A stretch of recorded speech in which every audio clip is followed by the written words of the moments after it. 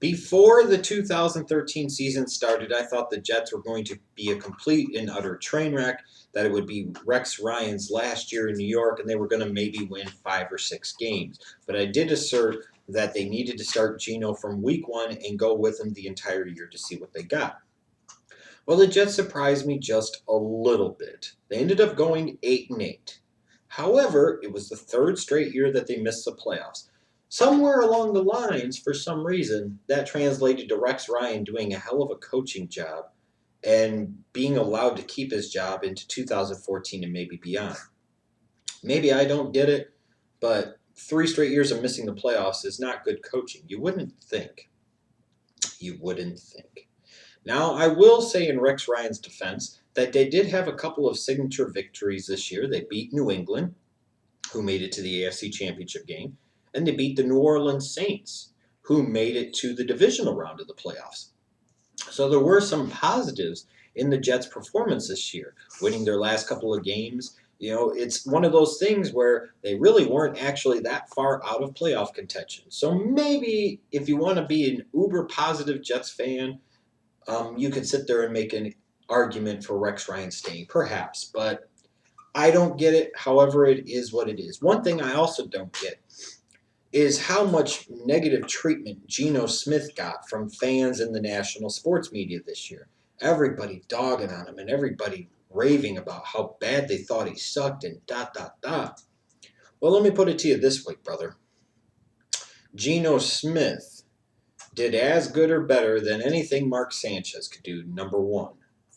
Number two, I find it very interesting when a guy throws 21, 22 picks as a rookie and he's Geno Smith, that he sucks and he's bad. Is it because he's in the New York media market? Is it something pigment related? I don't really know.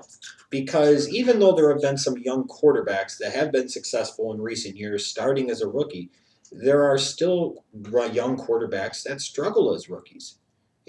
Everybody learns the NFL game and the NFL speed at a different level and at a different pace. I find it amazing when I go back and take away the propaganda and don't participate in revisionist history like your national sports media likes to do.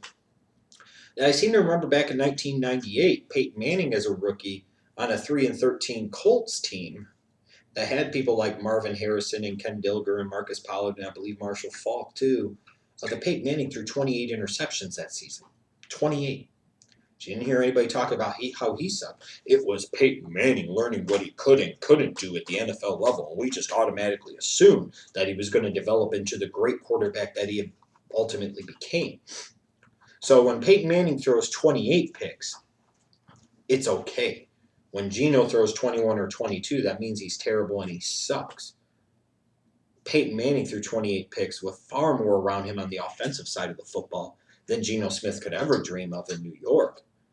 The key thing here is heading into 2014 and beyond is that the New York Jets have to do what they failed to do with Mark Sanchez, and that is surround him with pieces and big-time weapons in the offensive side of the football. You look at it. They had a nice 1-2 punch at running back this year with Chris Ivory and Bilal Powell. I'll give him that. A nice 1-2 punch. So he had some protection out of his running game. But you look at the receivers and the weapons in the passing game, or you can't even call them weapons. They're more like Red Ryder BB guns. They'll shoot your eyes out. Geno Smith had people like Jeremy Curley and Jeff Cumberland and a washed-up Kellen Winslow and a disinterested Santonio Holmes when he wasn't faking a severity of an injury and a guy in Stephen Hill that doesn't seem to be able to stay healthy and doesn't seem to really want to play. How in the hell is a Geno Smith or any quarterback really going to be successful in that situation? What type of numbers would a Peyton Manning put up in that type of situation? Let's get really realistic here. Or any other type of franchise or elite NFL quarterback. What type of numbers would they really put up if they're throwing to guys like David Nelson and Jeremy Curley and freaking Jeff Cumberland? Get the fuck out of here. Now, the Jets defense played well this year. Sheldon Richardson played like a defensive rookie of the year, and that's all fine and good. They still have talent on the defensive side of the football, in particular in their front line. It's really talented. I love Muhammad Wilkerson. And, Sheldon Richardson played really well as a rookie. But here are the facts, is that Geno Smith was drafted in the second round in this past draft. You stuck with him as your starter the whole year. Now you have to get him help.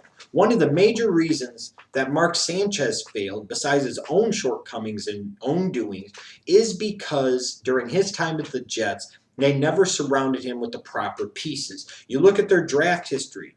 From 2010 to 2013, every player they took in the first freaking round was a defensive player. 2010, cornerback Kyle Wilson. 2011, Muhammad Wilkerson. 2012, Quentin Coples. 2013, D. Milner and Sheldon Richardson. That's 5 first-round picks, all spent on the defensive side of the football.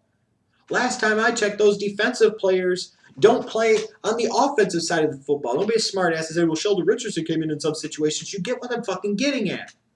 You have to go into this offseason and understand, if you're the Jets, that this defense-first mentality is for the fucking birds.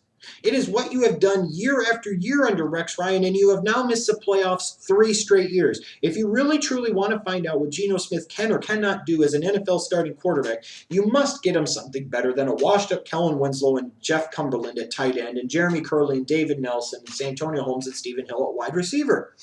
There is no excuse for this. You must devote your entire, and I emphasize again, your entire fucking draft to the offensive side of the football, because you are so depleted on weapons, and you are so depleted when it comes to help for Geno Smith. Do you really want Geno Smith to just turn into another Mark Sanchez? That's what this comes down to. You have to make a statement, say we will get behind Geno Smith in 2014. We will give him as many opportunities and chances to succeed as we possibly can by getting him more help. When you look at the Jets, they're picking 18th. In this draft, their needs and their draft position match with other positions of need and value. They could get one of the top tight ends in this draft, whether that's Eric Ebron from UNC or Jason Morrow from Texas Tech. They could get a wide receiver like a Marquise Lee or a Kelvin Benjamin.